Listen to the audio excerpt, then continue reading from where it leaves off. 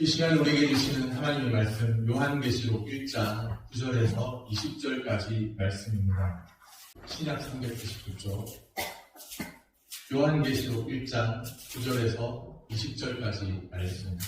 나 요한은 너희 형제요 예수의 담당과 나라와 참음에 동참하는 자라.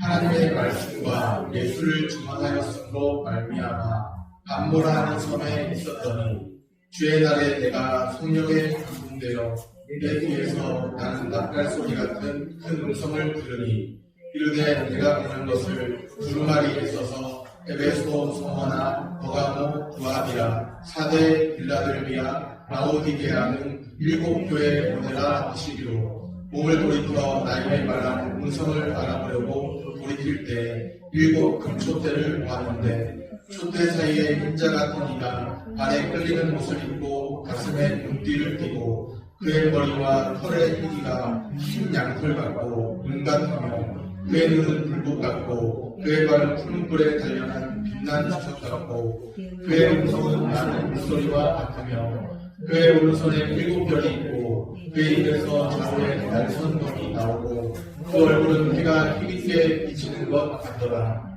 내가 볼 때 그의 발 앞에 엎드러져 죽은 자같이 되되 그가 오른손을 내게 얹고 이르시되 두려워하지 말라. 나는 처음이요 마지막이니 곧 살아있는 자라. 내가 전에 죽었었더라. 볼지어다 이제 세세토록 살아있어 사망과 공부의 열쇠를 가졌노니 그러므로 내가 본 것과 지금 있는 일과 장차 될 일을 기록하라. 내가 본 것은 내 오른손에 7별의 비밀과 또 7 금촛대라. 7별은 7교회의 사자요 7촛대는 7교회니라. 아멘. 샬롬. 주님의 평강이 함께하기를 소원합니다. 오늘 말씀의 제목은 주의 날에 반모섬에서, 이런 제목으로 하나님 말씀 함께 나누기 원합니다. 주의 날에 반모섬에서. 요한계시록을 우리가 살펴보는데, 요한계시록은 요한이 받은 계시, 요한이 받은 예수 그리스도의 계시입니다. 이것이 요한계시록이라는 명칭에 대한 보다 정확한 이해입니다.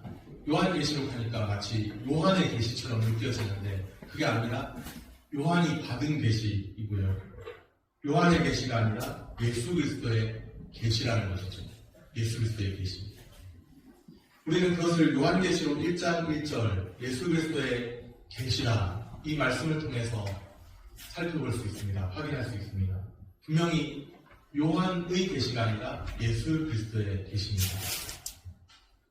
그런데 요한이 예수 그리스도의 계시를 언제 받았을까요? 언제? 요한이 계시를 받은 때는 주의 날이었습니다. 주의 날.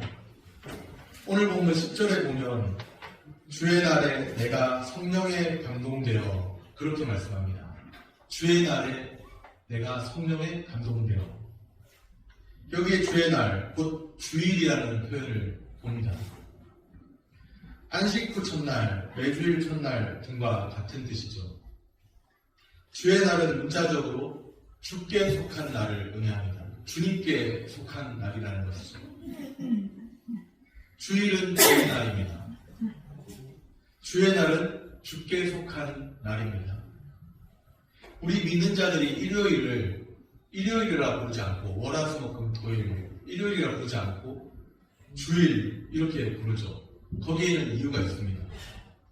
주께 속한 날이라는 뜻에서 주일이라고 부르는 것이죠. 한 주간의 시작도 일요일, 곧 주일부터 계산됩니다. 한 주간의 시작도 주일부터라는 거예요. 모든 날, 일주일 모두가 주의 날이 아닌가, 그런 생각을 해볼 수가 있습니다. 한편으로는 그렇다 할 수 있죠. 모든 날이 주께 속한 날처럼 그렇게 살아가는 것이 맞습니다. 모든 날을 주님께 속한 날처럼 나는 주님께 속했다고 여기고 그렇게 사는 것이 맞습니다. 다른 한편으로는 주일을 일주일 중에서 특별히 구별하는 것이 필요합니다.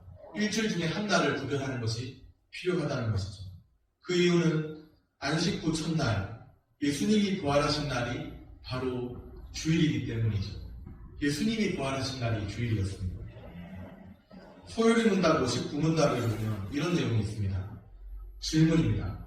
하나님께서 7일 중에 어느 날을 안식일로 명하셨는가? 7일 중에 어느 날을 안식일로 명하셨는가? 답입니다. 세상 시작으로부터 그리스도의 부활하시기까지는 하나님이 1회 중에 7째 날을 안식일로 명하셨고 1회 중에 7째 날을 안식일로 명하셨고 그 후로부터 세상 끝날에 이르기까지는 1회 중에 첫날로 명하셨으니 곧 그리스도인의 안식일이다.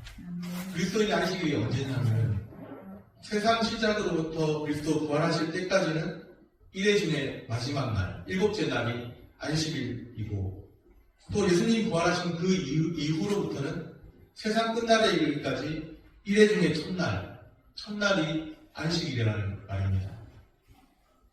무엇이 기준인가? 예수님의 부활이 기준이죠. 주일은 예수님 부활하신 날. 주일은 즐겁게 안식할 날. 주일은 주님께 예배드리는 날입니다. 주님을 경배하는 날입니다. 요한이 계시를 받은 때가 언제라고요? 주의 날입니다. 요즘에는 보기 드문 일인데요. 제가 중고등학교 다닐 때만 해도 어느 지나가다가 가게들을 보면 일요일이 되면 주일에는 쉼이다 딱 써있는 거예요. 그런 표시를 가게 앞에 붙여둔 것을 여러 번 봤습니다. 주일에는 쉼이다.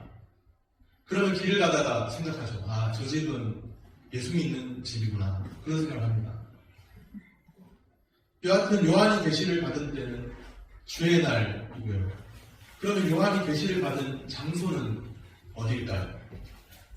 주의 날에 어디에서? 반모섬에서. 그렇습니다. 9절 끝부분에 보면 반모라 하는 섬에 있었더니 그렇게 말씀하죠. 반모라 하는 섬에 있었더니. 우리 한번 따라해 보겠습니다. 주의 날에 반모섬에서 네. 요한이 계시를 받을 때 그리고 계시를 받은 장소 주의 날에 반모섬에서입니다. 주의 날에 반모섬에서 요한이 예수 그리스도의 계시를 받습니다. 상당히 의미 있는 것이죠. 주의 날에 그런 일이 있었다. 또 반모섬에서 그런 일이 있었다는 것이죠. 지금 요한은 반모섬에 놀러 온 것이 아닙니다. 반모섬에 여행 온 것이 아닙니다. 그러면 왜 요한이 반모섬에 와 있을까요? 9절을 한번 같이 읽겠습니다. 이 9절 말씀 요한계시록 1장 9절입니다. 같이 한 목소리로 읽습니다. 나 요한은 너희 형제요 예수의 환난과 나라와 참음에 동참하는 자라. 하나님의 말씀과 예수를 증언하였으므로 말미암아 반모라 하는 섬에 있었더니. 요한이 반모섬에 있게 된 이유를 어떻게 설명하고 있죠?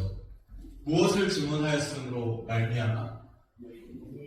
하나님의 말씀과 예수를 증언하였으므로 말미암아. 그렇게 반모섬에 있게 되었습니다. 복음을 전하다가 또 반모섬에 있게 되었다는 거예요. 사도 요한은 로마 제11대 황제 도미티아누스 황제 때 복음을 전하다가 이 섬에 유배되어 온 것으로 보입니다. 도미티아누스 황제도 기독교를 박해하는 한 사람이었죠. 요한은 반모섬의 채석장에서 특별히 채석장이 뭐 하는 데인지 아십니까? 채석장. 돌을 캐는 곳이에요. 돌 캐는 곳. 요한은 반모섬의 채석장에서 돌을 캐면서 하나님께서 주시는 계시의 말씀을 받아 적었습니다. 로마 제국에서의 채석장. 로마 제국에서의 채석장 노동이 어떤 것이었을까요? 십자가형을 아시죠? 십자가형. 우리 예수님이 십자가형을 당하셨는데 십자가형 바로 아래에 해당하는 죄인들에게 내려진 무서운 형벌이었습니다. 그런데 그 핍박의 현장에서도 하나님의 주권적인 역사는 결코 중단되지 않습니다. 요한계시록은 사도 요한이 반모섬에 유배되어서 기록한 책입니다. 하나님은 사도 요한과 함께 계셔서 그에게 예수 그리스도의 계시를 보여주십니다. 요한이 받은 계시, 요한계시록은 이렇게 해서 역사의 무대 위에 출연합니다. 요한계시록에서 요한이 자신을 어떻게 소개하나요? 우리 9절 말씀을 같이 한번 봅니다. 나 요한은 너희 형제요 예수의 환난과 나라와 참음에 동참하는 자라. 여기에서 나라라는 말이 있고 있는데요. 하나님의 나라를 뜻합니다. 하나님의 나라.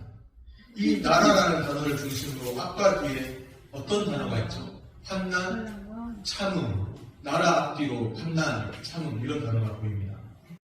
예수 안에서 하나님 나라에 동참하는 삶을 살아가려면 필연적으로 요청되는 것이 환난과 참음입니다. 환난 중에 참음, 곧 환난 중에 인내하는 삶이라는 것이죠. 예수 안에서 하나님 나라에 동참하는 삶을 살아가려면 필연적으로 환난 중에 인내하는 삶을 사는 것이 요청됩니다. 사도 요한은 그의 수신자들에게 예수 안에서 하나님 나라에 동참하는 삶을 살고자 한다면 환난 중에 인내하며 살아가라. 그렇게 말씀하는 것이죠. 예수 안에서 하나님 나라에 동참하는 삶은 환난 중에 인내하는 삶입니다. 세상에서는 너희가 환난을 당하나 담대하라. 내가 세상을 이겨노라. 우리 주 예수님이 말씀하셨죠. 오늘 우리는 예수 안에서 하나님 나라에 동참하는 삶을 살기 원하고 있나요? 그렇다면 오늘 우리에게도 환난 중에 인내하는 삶이 요청됩니다. 예수 안에서 하나님 나라에 동참하며 환난 중에 인내함으로 살아가시기를 소원합니다. 환난이 없으면 참 좋겠지만 그래도 환난이 따라오는데 예수를 믿고 살아갈 때 제대로 예수를 믿으면 환난이 따라오는데 그럼에도 불구하고 예수를 믿기로 자처하고 고백하고 하나님 나라에 동참하려고 하는 사도 요한의 마음이 무엇일까요? 하나님 나라가 얼마나 귀한 것이기에 얼마나 소중한 것이기에 환난을 당하면서까지도 하나님 나라를 위해 살려고 하는지 생각해보면 좋겠습니다. 사도 요한은 예수 그리스도의 계시를 받은 사람입니다. 그러면 요한에게 주신 예수 그리스도의 계시의 내용이 무엇일까요? 주의 날에 단모섬에서 계시를 받는데 요한에게 주신 예수 그리스도의 계시의 내용 19절 말씀입니다. 19절 말씀 우리 같이 읽겠습니다. 그러므로 내가 본 것과 지금 있는 일과 장차 될 일을 기록하라. 아멘.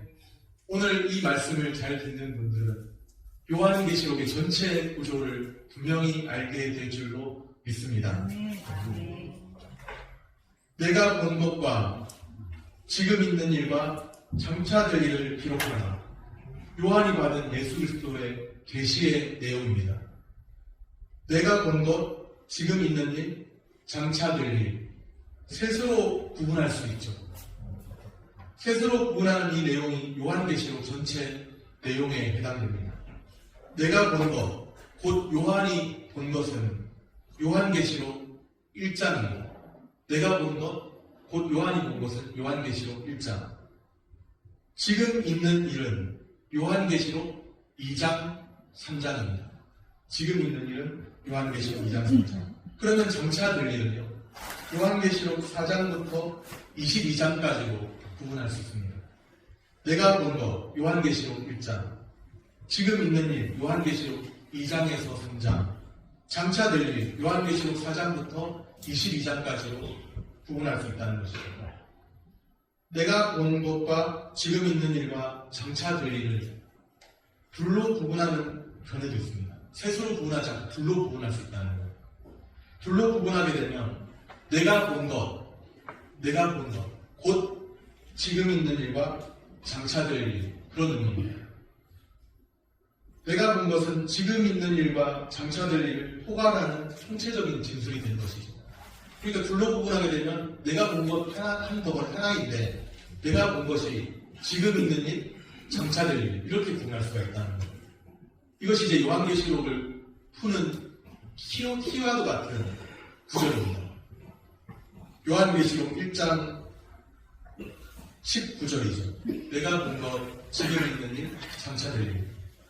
요한은 예수님의 초림으로 말미암아 이미 성취된 구원 사건을 보았고요. 둘로 분하게 되면 예수님의 재림으로 말미암아 장차 완성될 구원 사건을 환상으로 봤습니다. 예수님의 초림으로 말미암아 이미 성취된 구원 사건.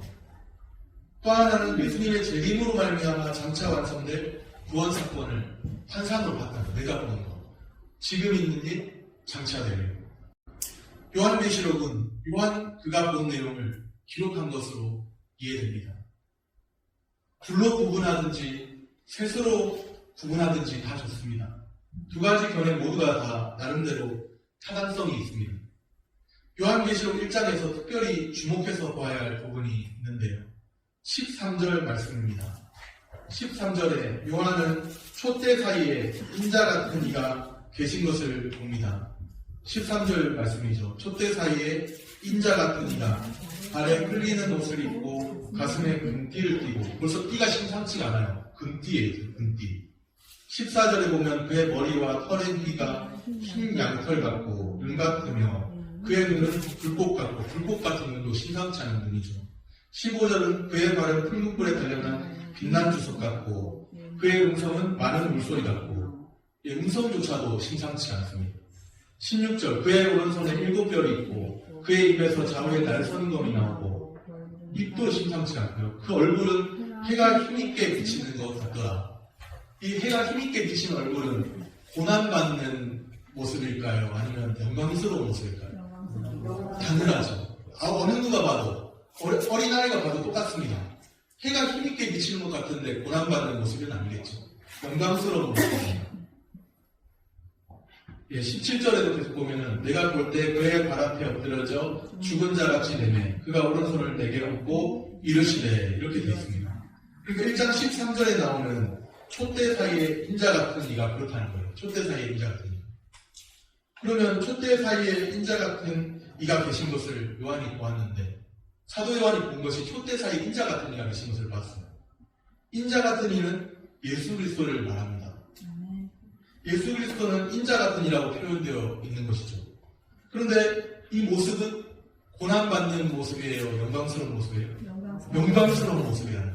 사도 요한이 본 촛대 사이에 있는 인자 같은 이는 영광스러운 모습, 고난받는 뭔가 그런 모습이 아니라 영광스러운 모습입니다. 우리는 비록 이 세상을 살지만, 사도 요한은 비록 박해를 받아서 채석장에, 로마의 채석장에서 돌을 캐면서 고통 가운데 있지만 그 가운데서 요한계시록을 봤잖아요. 우리는 비록 이 세상을 살지만 이 세상 가운데서 때로는 환난과 어려움을 당할지라도 영광스러운 그리스도, 영광의 주님을 바라보면서 살아가야 합니다. 우리 주님은 지금 하나님 보좌 우편에 앉아 계시다고 우리가 신앙 고백으로, 사도신경을 통한 신앙 고백으로 고백하죠. 하나님 보좌 우편에 앉아 계십니다. 그 주님은 마지막 날에 다시 오실 주님이십니다. 영광스러운 모습으로 다시 오실 주님이십니다. 우리는 비록 이 세상에서 두 발을 딛고 때로는 세상에서 어려움을 만나기도 하고 환난을 당하기도 하지만, 우리가 바라보고 믿고 소망하는 예수님은 영광의 주님, 영광의 그리스도입니다. 영광의 그리스도를 바라보고 살아가야 합니다. 영광스러운 그리스도께서 완성하실 하나님 나라가 있습니다. 성도가 어떤 사람인가요? 예수 믿고 팔자 고치는 사람이 성도인가요? 아닙니다. 예수 믿고 환난을 당하기도 합니다. 사도 요한을 보십시오. 로마 제국에 하나님 말씀과 예수를 증거함으로 말미암아 로마 제국의 채석장에 유배되어서 환난을 당하게 돼요. 그런데 성도가 어떤 사람이냐? 성도는 완성될 하나님 나라를 믿음으로 바라보며, 영광의 주님을 바라보고 완성될 하나님 나라를 믿음으로 바라봅니다. 오늘 우리도 영원한 그 나라에 대한 소망을 품고 살아가야 할 줄로 믿습니다. 우리가 예수 믿는 믿음의 가치는 이 세상에 속한 것이 아니라는 것을 분명히 알면 좋겠습니다. 우리가 때로는 필요한 것들을 놓고 기도하고 일용할 양식을 달라고 기도하기도 하지만 예수 믿음의 가치는 영원한 하나님 나라의 소망에 있고 영광스러운 주님께 있음을 믿습니다. 오늘 우리도 영원한 그 나라에 대한 소망을 품고 하루하루를 믿음으로 살아내시기를 소원합니다. 말씀을 정리합니다. 예수 안에서 하나님 나라에 동참하는 삶은 환난 중에 인내하는 삶입니다. 영광스러운 그리스도께서 완성하실 하나님 나라가 있습니다. 오늘 하루도 하나님 나라에 대한 소망을 품고 환난 중에 인내하는 삶을 살기를 축복합니다. 기도하겠습니다.